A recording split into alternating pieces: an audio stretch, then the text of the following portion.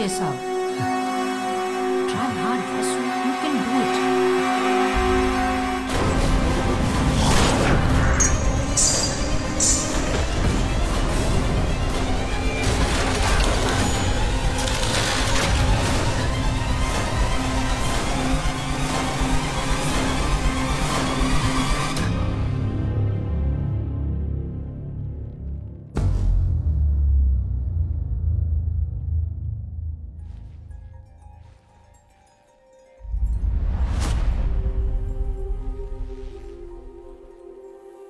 Rosie. Rosie.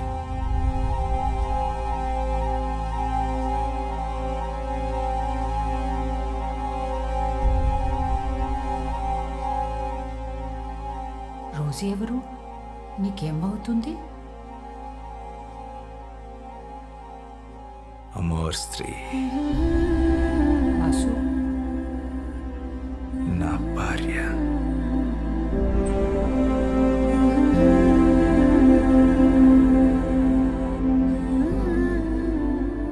Rosie నీకు ఈ Bengali books ఇచ్చిందా? అప్పటిగా పుస్తకాలు ఇంకా పబ్లిష్ అవ్వలేదు.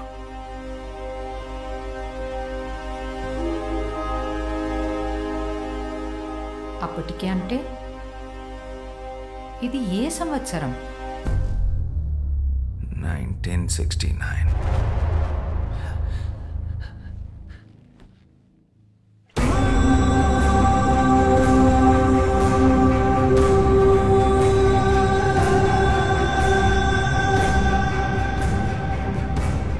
నీ పేరేంటి?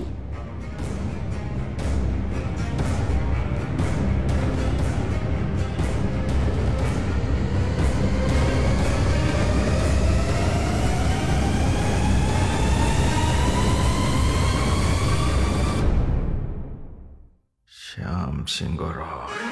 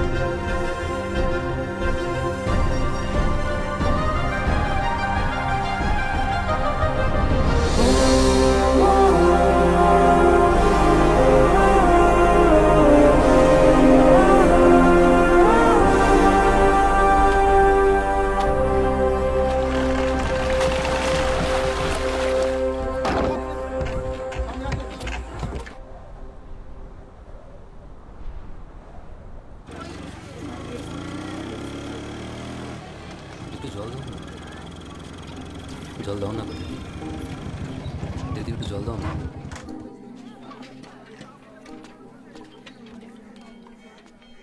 కీజాలు ఇలా ఎండలో కూర్చొని అందరినీ నీళ్ళు అడిగే బదులు నువ్వు వెళ్ళి పట్టుకోవచ్చు కదా. మేము బావిని అంటరాదు కదయ్యా అని ఆ బావి చెప్పిందా? నీ కుండ నిండాలంటే అయితే వర్షం రావాలి, లేదా నీలో ధైర్యం రావాలి.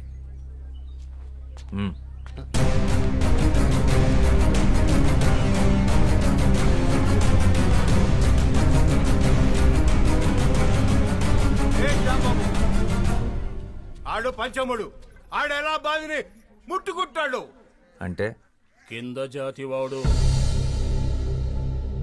నీళ్లు కూడా కిందేగా ఉన్నాయి, నేల కూడా కిందేగా ఉంది. వాడు తక్కువ కులమాడు.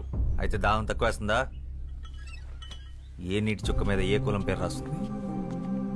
వాడు ఇదే ఊర్లో పుట్టాడు, ఇదే ఊర్లో పెరిగాడు, ఇదే మట్టిలో కలిసిపోతాడు. ఆ మట్టిన పుట్టిన తిండిని నీ పిల్లలు తింటున్నారు. వాడు అంటరాని వాడైతే మరి వాడు నడిచిన నేల మీద నువ్వెందుకు నడుస్తున్నావు? వాడు పీల్చి వదిలేసిన గాలి నువ్వెందుకు పీలుస్తున్నావు? నేలకి గాలికి నీటికి బతికించే గుణం ఉంటుందే తప్ప హింసించే కులం ఉండదు. ఆయన కులం కాళ్ళు పట్టు కూర్చోడానికి. ఇది ఋగ్వేదం కాదు, స్వాతంత్ర భారతం. ఓహో, దిగొచ్చాడు అంబేద్కర్. ఇవన్నీ పుస్తకాల్లో రాసుకో, కొని చదువుతాం. రేయ్, నువ్వు గనక బావిని ముట్టుకున్నావో నీ గుడిసెలు కాల్చి నీ చర్మము ఒలుస్తాం. పొద్దు బాబు, నాకు నీళ్ళొద్దు ఏమొద్దు, మేము పోతాం.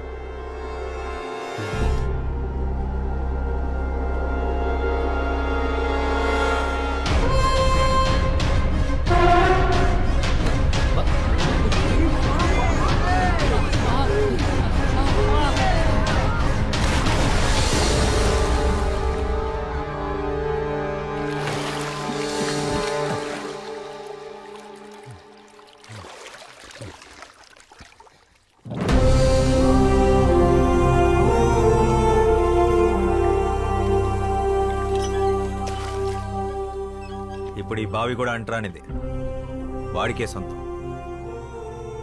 దాహం అనుకున్న వాళ్ళు తోడుకు తాగండి, కులం అనుకున్న వాళ్ళు ఎండి చావండి.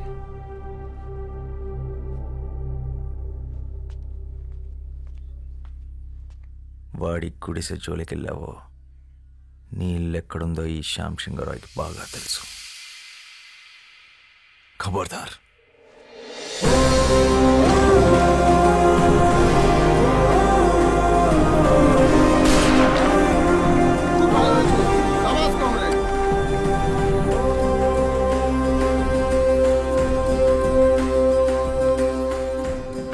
बंधु हमारे साथ आ जाओ. ఒక తోట ఒక్కడికే పనిచేస్తుంది, ఒక అక్షరం లక్షల మందిని కదిలిస్తుంది.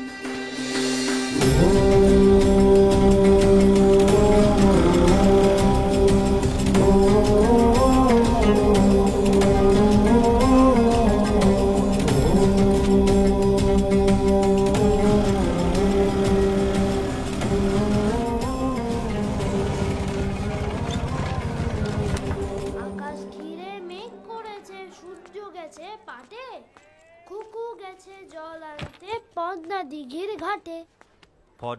ঘাটে, পদ্মদিঘির ఘాటే.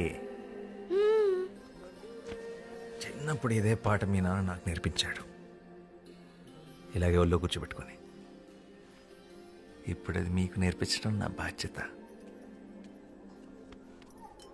మళ్ళీ ఏం చేసావు శ్యామ్? మీ అన్నయ్య చాలా కోపంగా ఉన్నాడు. మనం ఏం చేసాం? ఏరా, ఇవాళ దాదాబాయ్ ఖరగ్పూర్ నుంచి వస్తున్నారు, జాగ్రత్త. ఆయన ఏమన్నా నోరు మూసుకునుండు, ఎదురు చెప్పొద్దు. ప్రసాదం తీసుకో. పండగ రోజు గొడవ పడకండి. దేని గురించంట? ఈరోజు జరిగిన దాని గురించా, లేక నిన్నటి గొడవ? మొన్నటిదా?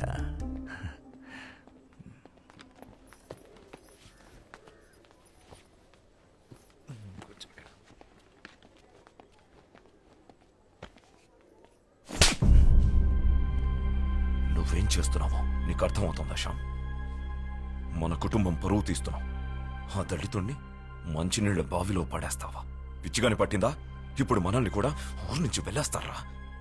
నీకు ఆ కష్టం అవసరం లేదన్నయ్య, నేనే వెళ్ళిపోతాను. మనిషిని మనిషిలా చూడలేని చోటు ఊరైతే ఏంటి, ఇల్లైతే ఏంటి, నేను ఉండలేను. ఓ, నువ్వు ఆ దరిద్రులతో కలిసి దేశాన్ని ఉద్ధరించు. నక్సలైట్లతో కలిసి తిరుగుతున్నావంటగా. ఆ దారి తీసుకోవాలనుకుంటే ఇక్కడికి అడవులు ఎటువైపు ఉన్నాయో నాకు బాగా తెలుసు. నా సిద్ధాంతం వేరు. నీ సిద్ధాంతాలు పుస్తకాలు మీదేసుకుని తగలబెట్టుకోవడానికి తప్ప దేనికి పనికిరావు. మనిషికి స్వార్థాన్ని మించిన సిద్ధాంతం లేదు, అది తెలుసుకో. నిజమే, స్వార్థం గొప్పదే.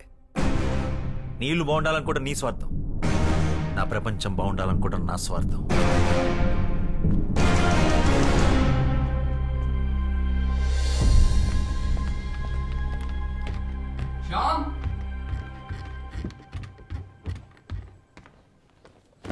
కోప్పడకురా, కొట్టింది అన్నయ్యగా. ఇది అన్నయ్య మీద కోపం కాదు మనోజ్, సమాజం మీద. ఇది మన ఇంటి సమస్య, ఊరి సమస్య కాదు, దేశం సమస్య. సమాజాన్ని మార్చే శక్తి సాహిత్యానికి మాత్రమే ఉంది. శ్యామ్, నేను వెళ్ళాలి, నేను రాయాలి. ఇదేంట్రా ముందే సర్ది పెట్టేసుకున్నావా? ఎవరికి చెప్పొద్దు. 3 రోజుల ముందే టికెట్ కొనేసా హౌరా బండికి. పండగ కదరా, పండగ అయ్యాక వెళ్ళొచ్చుగా. పండగ ప్రతి సంవత్సరం వస్తుంది. నా సమయం వృధా అయితే తిరిగి రాదు. అయినా నాస్తికుడికి పండగ ఏంటి? రాత్రి అందరూ పడుకున్నాక బయలుదేరుతాను. వదినకు చెప్పి రసగుల్లాలు చేసి కట్టి పెట్టమను.